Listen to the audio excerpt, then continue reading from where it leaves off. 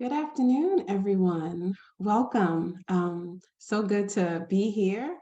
My colleague Shavonte and I were going to kick off an amazing conversation. What happens to be the last of our 8-part series, centering what if, the question what if, where we encourage folks in attendance and, of course, ourselves to think of bold, equitable solutions to pretrial justice and to interrogate what it means to consider different ideas and have an equity lens in our community as it relates to things pretrial. And so happy to be here and in this conversation. Today, we're going to talk about getting folks back to court. And later, Shavonte and I will be joined by Alison Bloomquist, of the National Legal Aid and Defender Association. So those of you who know what you've arrived, what you're coming to listen to, know this, but the question for today is, what if we prioritized community supports in pretrial justice? And so what I'd like to start off doing is to provide a little bit of framing for this conversation and make sure we're all speaking the same language, as well as give you some insight into how we're going to be hosting this conversation today.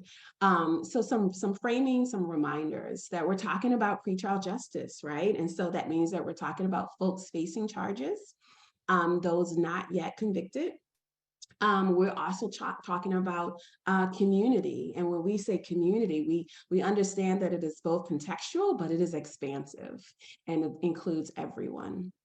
And then we're talking about support, and particularly in this conversation, we're using support as a response to a need, not an indictment and not punishment.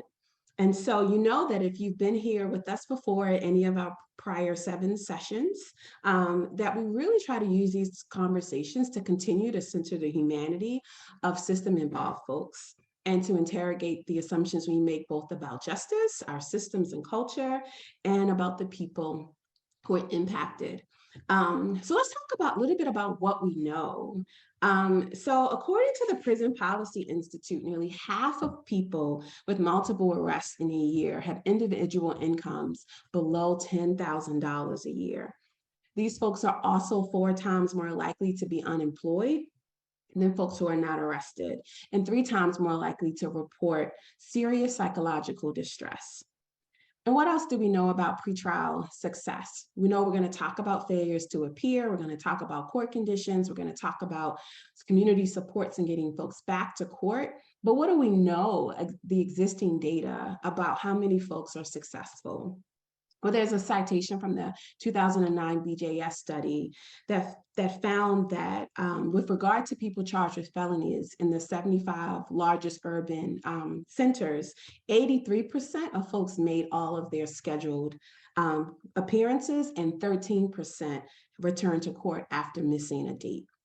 More recent data from a report that I'm sure Wendy is going to pop into the chat box with some specific jurisdictions. Washington, D.C. has a 92% pretrial success rate related to appearance. And then I'll just mention one other. Kentucky has an 83% pretrial success rate as it relates to appearance. The D.C. data is from 2022 and the Kentucky data is from 2021. Even with this data in hand, we know, right, that the vast majority of folks achieve pretrial success and that we arrest folks who are experiencing extreme poverty. We still treat failures to appear as risky behavior. We treat them as a threat to public safety, and we often conflate it with willful flight. So what does this mean? It means that we need to take our time and actually think about what's the actual intervention that's needed, considering the data that we have. And so now I'm going to turn it over to my colleague, Shavonte, to continue the conversation with us. Yeah, and I thank you for that. And as Tenille said, if you've been in any of these conversations with us, we really, in addition to really speaking to what we know around data and best practices, we really also talk about how critical it is to center our values in these conversations when we're talking about policy and practice.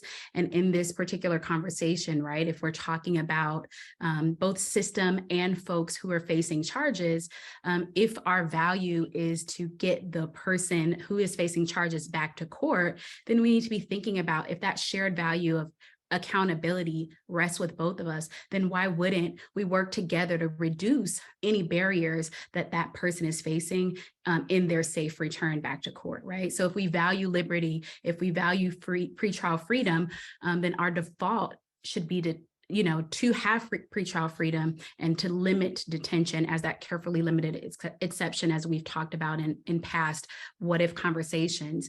And we wouldn't want to tie supportive conditions to restrictive court conditions, right? Especially absent proof that those court conditions actually ensure safety for all or ensure return to court, right? And so these conversations that we are having in our 8-part series, and hopefully that folks continue on after these series, there hopefully are places where we start to interrogate where our values and our policies and practices don't align, right? And begin to reimagine where we can do things differently, because we all are a part of this ecosystem and communities that are impacted by the harms of the pretrial system.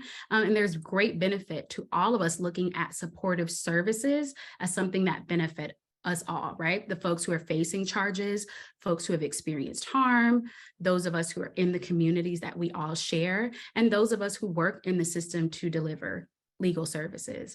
And so it really is all of our conversation to be had.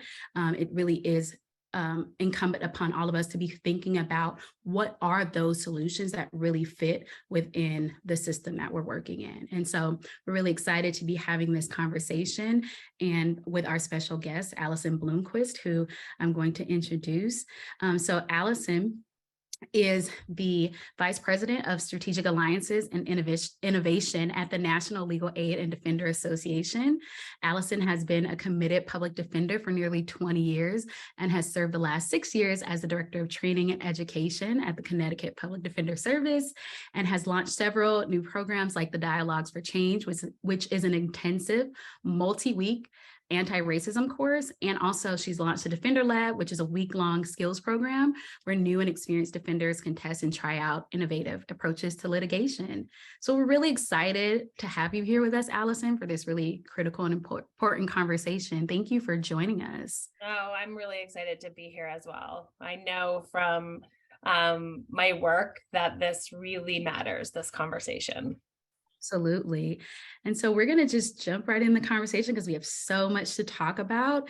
And so in this conversation, as we, started off with, we're talking about community supports, but that phrase comes with an assumption that folks know what those are. So our first question that we'd love to pose to you is, what do we mean when we say community supports? So, there are so many different models of engaging community in supporting clients who are impacted by the criminal legal system. We know that holistic representation is best. We know that meeting clients' needs and goals that they have articulated is so important. And so when we're talking, unfortunately, the model thus far has been the court is the solution to everything, and we will police bodies, particularly brown and black bodies, and police them from the second they walk in the door, whether they're released pretrial or not, until the case is disposed of. So when we're talking community supports in this creative context, we're really talking about lifting up the spaces where our clients are already engaging, the services that are already being provided in the community as a way to bridge the challenges that so many of our clients face in getting to court, right? Because whether the judges we appear in front of or the other system stakeholders we appear in front of recognize it or not, things like punctuality, things like transportation, those are privileges. Those are privileges that come with having resources to manage childcare, work, sick days, transportation, right? So it's so many factors that decision system stakeholders don't appreciate.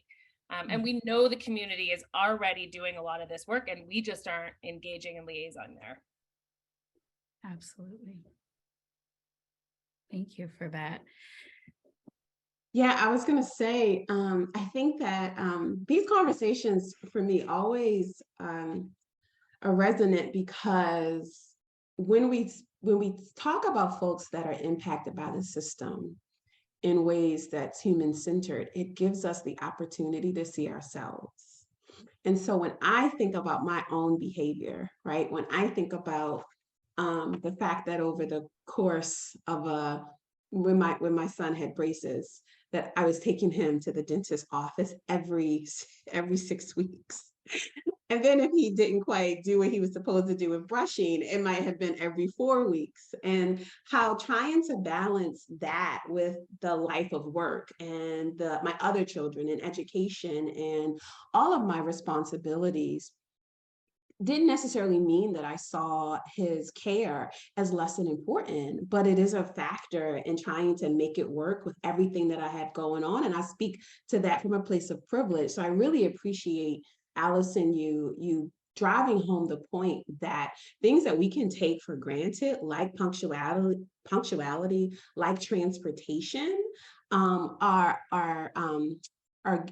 privileged to folks who have access to those resources. I was at a convening sometime last year, and there was an organization that was looking into barriers to court appearance, and they actually just did a geographical study is a fancy word, but they basically just mapped the distance from the lawyer's residence to the courthouse. And for the majority of the lawyers in that jurisdiction, it was greater than 60 minutes. And it just really was something that was simple, but very critical when you think about what are the reasons why people may miss court appearances. Yeah. Things we don't even consider. We recently closed down a court here in Connecticut, which is where I practice right now. And I'm very grateful for this, because it was on a public transportation line, a single bus line that got there twice a day. It was impossible to get there by public transportation in time for the call to start in the morning. People were routinely defaulted for failing to appear. If you missed the second bus, you couldn't get there all day to even lift a warrant at the end of the day, right? So, but system actors don't take public transportation to court, and we don't think about what that relationship means. And some of this is translating for, bringing the community into that space to say, listen, we have knowledge that will help you. Yeah, that's a great segue into the next question that I have for you, Alison. So you mentioned earlier that sometimes, or the majority of the time, we see court as a solution to everything, right? And then you talked a bit about community supports and that engagement and interaction, and just recently mentioning bringing the community into the process. Who should provide these community supports that we are talking about, and why? Why them? Well, I certainly don't think it should be the court system. The existing system is just not designed to provide those supports. So, where I practice, there are some existing community partnerships. There are organizations of impacted folks who've created incredible mentorship programs, incredible participants in reentry circles. Those folks on the ground already helping, people navigate having been traumatized by the criminal legal system and still engaging. Those are the folks that we need to tap into. They have the existing expertise. Now, what they don't have are the resources, right? Because we hoard the resources because we think we can do everything best within this system. And to me, that is, the biggest problem. And I see public defender organizations trying to kind of fill that gap by using their resources creatively to bridge, but I love my people, but we are also system actors, right? I think we need to bring in actual voices from the community who are on the ground doing placements, creating mentorship programs, helping find meaningful employment, right? It's not just checking the box. That doesn't help anybody. It is meaningful employment with meaningful mentorship, stable housing, healthcare, right? These are the things that people need in order to make sure they're able to engage with this system.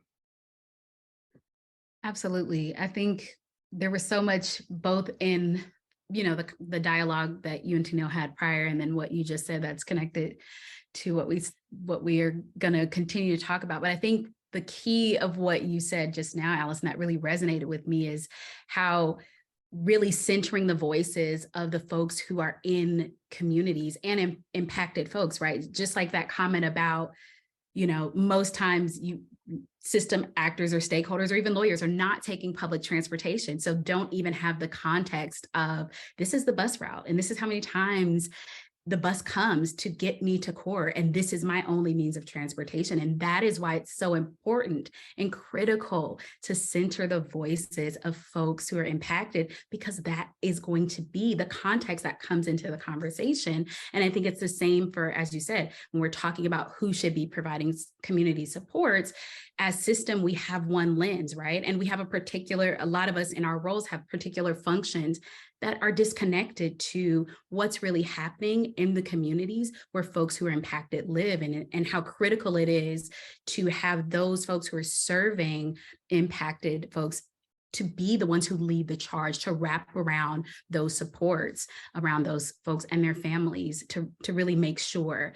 And I think really connected to that, right, is going back to the framing that Tenille started with, right? We're talking about folks who are facing charges and really trying to all achieve that goal of getting folks back to court. And I think a lot of what we hear in the conversation around community supports is accountability. And in many other systems, health, education, even mental health, we see that folks in those systems can recognize barriers to access or success. But it seems like in the criminal legal system, we're challenged a little bit with acknowledging that this need that even before a person is convicted, that they may have barriers to getting, to stand before their day in court. And it seems that the system sometimes will release accountability of service to that person. But after they're convicted, it's like, okay, we will monitor, we will surveil you, we will make sure that we keep track of you once you're convicted. But that vein of service is kind of missing on the front end where we're talking about support. And then there's this kind of back and forth of whose responsibility it is to get that person facing charges back to court. And so I'm just wondering, Alison, in your experience and in your work, whose responsibility is it to support the person facing charges to get back to court? I mean, the idealist in me says that it's the entire system's responsibility to help provide support, right? Whatever that looks like, not because I think the system is the expert, but because the system, instead of prioritizing that policing quality of that, this is how we're going to enforce you appearing, as opposed to this is an individual presumed innocent by the system.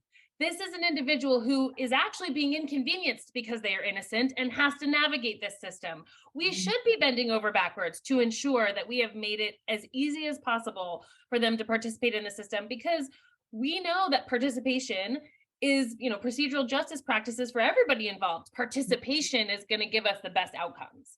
Yeah. So if our goal were achieving participation and framing it around supporting participation, then it's everybody's responsibility.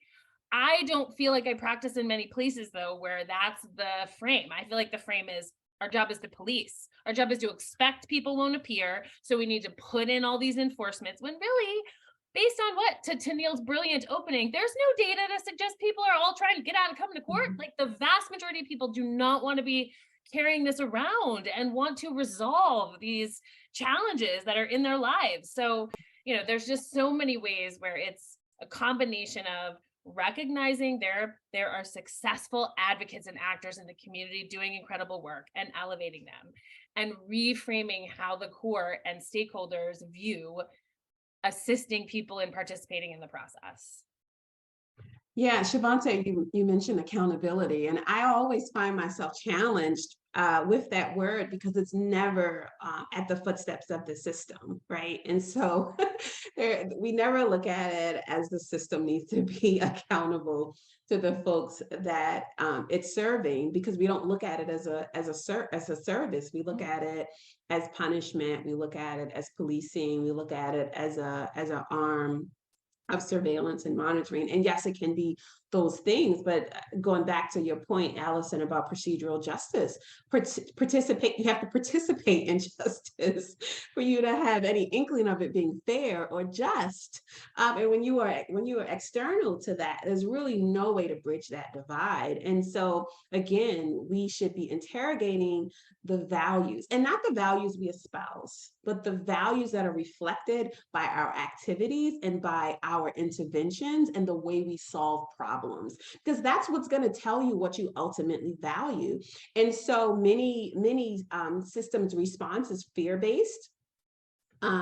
We're valuing punishment, we're valuing conviction prior to actually being charged and convicted. And then we also are valuing having just blanket stereotype prejudiced beliefs about people who are arrested, right? And we're not going to have this conversation today, but it is worthy to note that the notion of folks that are arrested and charges that are dismissed is a part of this conversation too, in terms of not just the presumption of innocence, but how you can get caught up in the system by way of arrest, and it being far greater than just a simple inconvenience of your time, but something that could be increasingly and incredibly detrimental to your life, your family's life, and ultimately the community that you're a part of as well. Yes, brilliantly said. Thank you, appreciate that. So, we talked about what support is, we talked about who should provide it and whose responsibility it is. We mentioned in the introduction to this conversation that these supports also should not be tied to court conditions. That might seem very easy to wrap your head around as to why that makes sense, but Alison would love to hear you talk about why that shouldn't be an automatic, why we should not tie supports to conditions of release. Well, I think generally the thesis is when you are bringing, more burden, when you're adding burdens to people who are already dealing with fewer resources and navigating complicated lives, then that is antithetical to what you want to achieve. So just the mere fact that there are more tasks, even if it's just a box checking and a mailing of a thing and a phone call, like that's a lot. And again, I feel like there's some privilege here because, I think about my life as a middle-aged white lady and then the stressors that I feel and the way that my mind is consumed with that. And then I can just barely imagine what it must be like for someone without that power and privilege who has to manage 1,000 more things that, any little thing. I just think it's not useful. Also, again, it's part of it is this framing about accountability. It isn't about accountability. It is about helping people participate in this system. And so we want to help people participate, whether it is tied to a condition of release or a condition of the court, those are separate. One is helping someone participate in a system, a presumed innocent person participate in a system, keeping them connected in their community. And the other, to me, just doesn't really have a place unless we are presuming that people are going to be running off all the time. And that's not what's happening. Likewise, when we have conditions that are supportive conditions, but we make them a part of court, for example, drug screening. Oh my gosh, this is the worst. It necessarily isn't being done by treatment providers. It necessarily is being evaluated in this very cut and dry way when we know, in fact, that recovery is complicated. There are lots of things that happen during recovery that mean you could have drugs in your system and still be on a recovery path and in good space. And yet, if we cede that responsibility to the courts as a condition of release, you know how that's going to be treated. It isn't going to really be support for substance use challenges. It's going to be enforcement of some paternalistic policing that we've put upon you and now results in more contact, more incarceration, more fines, you name it. Absolutely.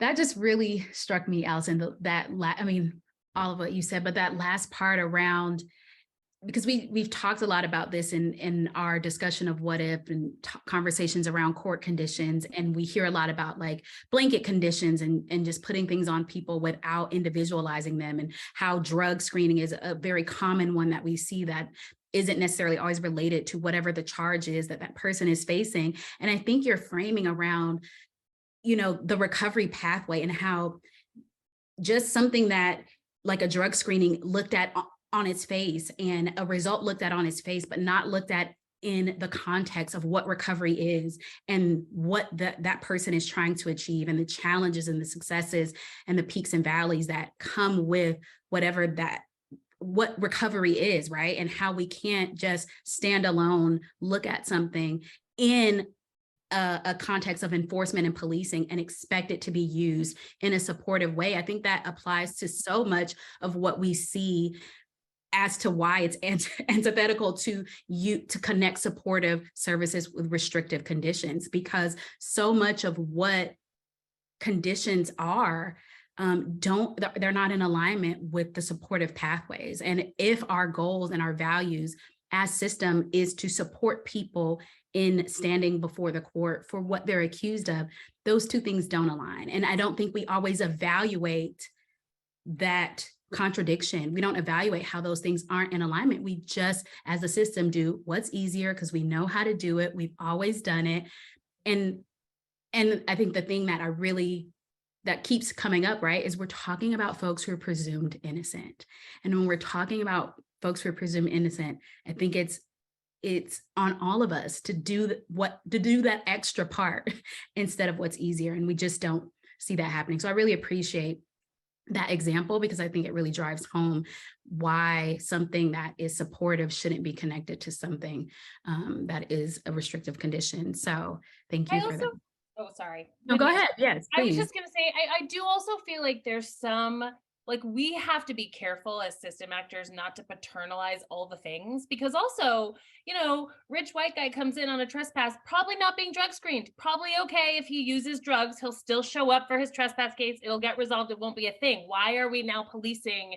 You know, this may be a problem for this individual, maybe something he and his community need to deal with, but not necessarily something that intersects with this case, right? And I think that's another part of this is the system, particularly for clients who don't have financial resources. They assume a level of, it's our job now to take care of you and police all these problems in your life. And, you know, public defenders come into that space too. So I am not throwing stones in my own glass house. I am like owning that we can have that same lens. And I think just brings me back to why the community is so important. Elevating that voice, the folks who are actually impacted, the folks who are really doing this work, they know best. They're going to be able to help us navigate how do we keep people engaged and minimize the trauma that we know is inflicted on everyone who participates in the criminal legal system. Absolutely. And that I'm glad you lifted up that lens of public defenders and raising your hand and saying we're in this too, because that ties me into the last question that we're going to ask you, which is, how can folks in the defense community advocate for the types of community supports that we've been talking about in this conversation today? Well, I think first and foremost, public defenders need to be connected to their community. We can't advocate for something that we aren't aware of, understanding, you know, figuring out how to support. So I mean that at an institutional level. I think chiefs and leadership need to be engaging in the community. They need impacted folks on their advisory councils and on support teams to help bridge this gap. I think individual defenders need to take the time to do that same kind of connecting in their community, to listen to their clients, to reach out to their existing support structures, and to see that as part of our responsibility and not just this like touchy-feely other thing, but no, in fact, keeping people connected in their communities, keeping those support systems active, that is best for the person while they navigate this really traumatizing affair. So I think if we're person-centered, you know, and we are in these conversations trying to elevate the community and show why they deserve to be at the head of that table, I think that is a step in the right direction. Yeah, thank you for that. I love that. The conversation, it just brings me back to, you know, folks deserve broader brushes of painting who they are, right? And so oftentimes we try so quickly to create solutions that only tell a portion of a person's story, but we're all nuanced and very complex as humans. And so when I think again about the notion of community again is expansive, but it is also contextual. And so what community are you speaking to when you're talking about certain parts? And then understanding that system actors in some of those spaces you should be, and some of those spaces may not be for you. And that's intentional and it's purposeful to make sure that the conversations are happening in a way where the solutions that are really going to be attuned to the needs of the folks that are impacted are actually brought up and have a potential for implementation. And so I just think that, listening to this conversation about the presumption of innocence, it also makes me want to make sure that we also expand and continue to hold both things as true, that folks are deserving of being treated as humans, even when they're not innocent. even post conviction, right? Yep. And understanding that the criminal legal system and mass incarceration is inherently traumatic, right? It actually doesn't really matter what part you enter in or exit or how long you've been there, right? It isn't one of those exposure things where you've got, you could be up to this many days before you're traumatized. No, that's not actually how it works in terms of studies about the short periods of time that it takes where you are removed from your community and the impact that it can have on your life.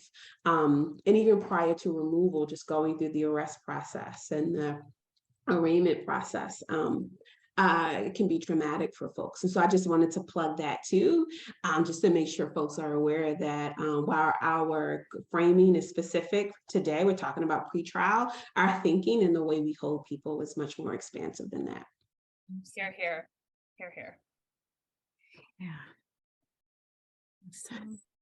So this has been an amazing conversation. It always goes by much more quickly than what we think is going to be. I've been trying not to look at the comment section, but there's a ton of research that's done about pretrial conditions, about varying intensities of conditions, and in terms of effectiveness, and what we like to say success rates, because we also know that language matters, and we talk so much about failure to appear and failure in pretrial, and we don't really talk about pretrial success in folks that are coming back to court. And we also talk a lot about failure to appear from the perspective of folks fleeing. And Alison, you talked about it, and I think Shavonte, you talked about it too.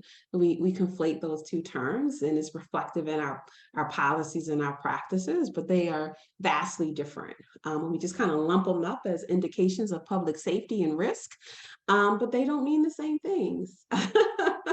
And one's a constitutional standard. And so those are the conversations that we're having and we'll continue to have. And we're going to have Megan come on to talk about that a little bit more. Thank you so much, Alison, for your time today. Thank you so It's much. wonderful. I really appreciate it. Thank you for your work. Hello, Tenille and Shavonte, and thank you, Alison. That was wonderful to listen to, and the conversation that has been going on in the chat box while you all have been talking has been amazing. And so I hope that we can continue to engage everyone through social media, because a lot has come up just over the course of this conversation. Absolutely. Absolutely. So I would love to talk to y'all a little bit about what we do have coming next, what some of which did come up in the chat box, but I appreciated listening to all the ideas about what we can do to respond to failure to appear, what we can do to help facilitate people getting to court. And then, even though this is officially the end of the What If series, we're going to keep asking what if questions. And the next one that's on our list is, what if we stopped talking about failure to appear and started talking about willful flight in terms of how we make bail decisions?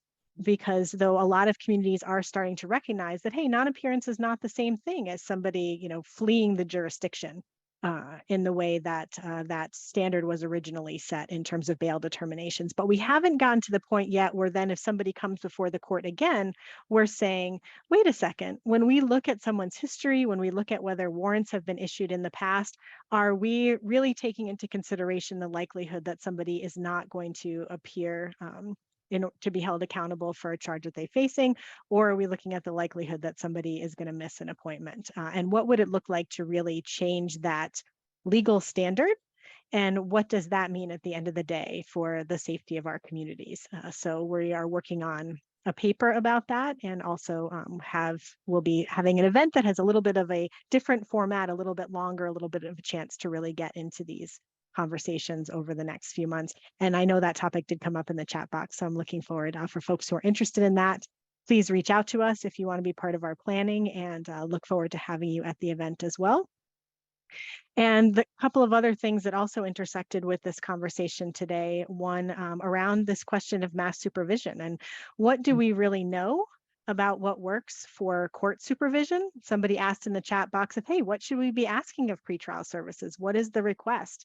And there's a lot to unpack there in terms of what the research tells us, and also what people who've been impacted by the system tell us about surveillance versus being able to be successful in the community, take care of your family, go to work, pay your rent, and how we can best support that. So we're going to explore this transition that we've experienced from, okay, if we want to keep people out of jail, does that mean that we need to be surveilling them all the time? Or what are the issues that come up there in terms of racial equity? And then we're also going to be looking at misdemeanors. And there is a very valuable conversation that's going on about violent crime in our communities, but we also often forget about the hundreds of thousands of people that are sitting in jail every day on low-level charges, on some charges of things that weren't even crimes 10, 20, 30 years ago. And what does it mean for our concept of pretrial justice that we're arresting and detaining so many folks? So we are looking forward to continuing to ask what if on all of those topics, and to really be able to dive into them a little more deeply, because these are things that we don't have pat answers about. They're very nuanced conversations, and we look forward to continuing to explore that with everyone. So all y'all who've had so much to say in the chat box, keep talking to us, stay in touch. And we also know that there's so much good work that's happening at the community level, some of which we know about, some of which we haven't heard about. And we want to know, we want to hear from everybody about, like, if you have a great intervention, a great program, if you've got good ideas about how to address these topics in your local community that have not yet risen to the level of national conversation, that's really what we want to be able to do over the course of 2023 and beyond. Awesome. Thanks so much for that, Megan. I'm really excited about those conversations. I think they get to the heart of the matter. We promised that we would share a little bit about the things that excited us over the past 7 sessions. And so I'm just going to mention a couple of things that I want folks to walk away from, things that I went back and read through the transcripts, and just they impacted me again. And I'm a CPA by trade, so some of it's centering numbers, because I won't ever lose my love of that. But the notion that pretrial incarceration is a humanitarian crisis, right?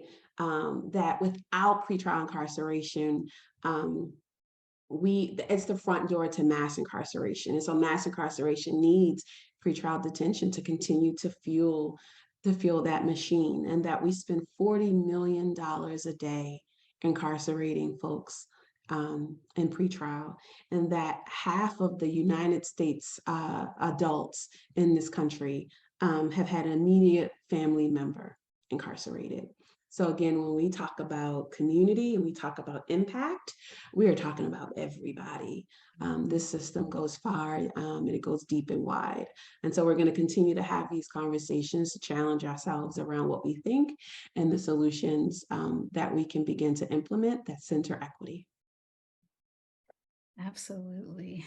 And I'll just share a couple that resonated with me. I'm not a numbers person. I'm a lawyer by trade, and they always joke that lawyers are people who wanted to be something else, but they weren't good at math. That is true for me.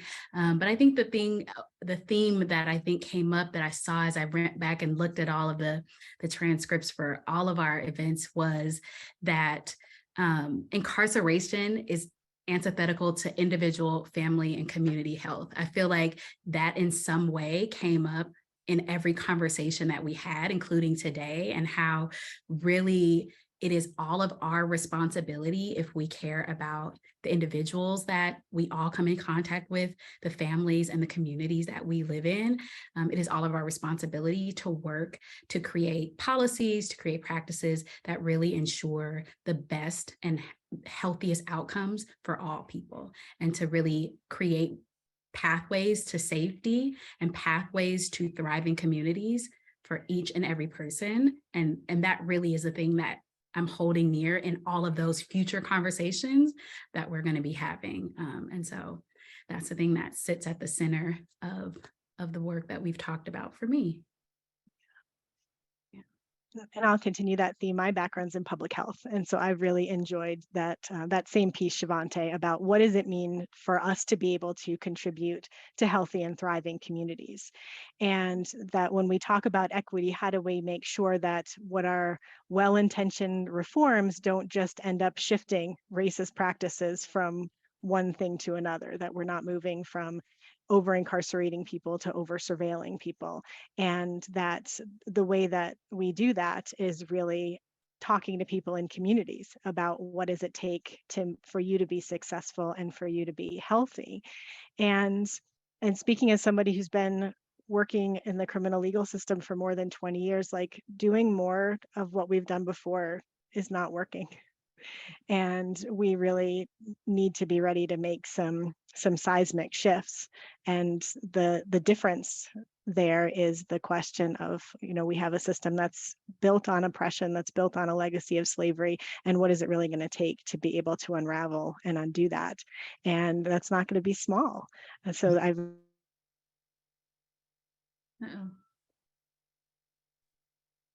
We lost your sound for a second, Megan. Am I back? Yes. So just looking forward to knowing that all of us are a little part of that conversation. Appreciate everyone who's been participating in these conversations with us to see how we can each be the building blocks to those big changes. Awesome. Thank you. Well put. Thanks everyone for joining us. We look forward to seeing you throughout the year at our future conversations. Enjoy the rest of your day. Thanks. Bye.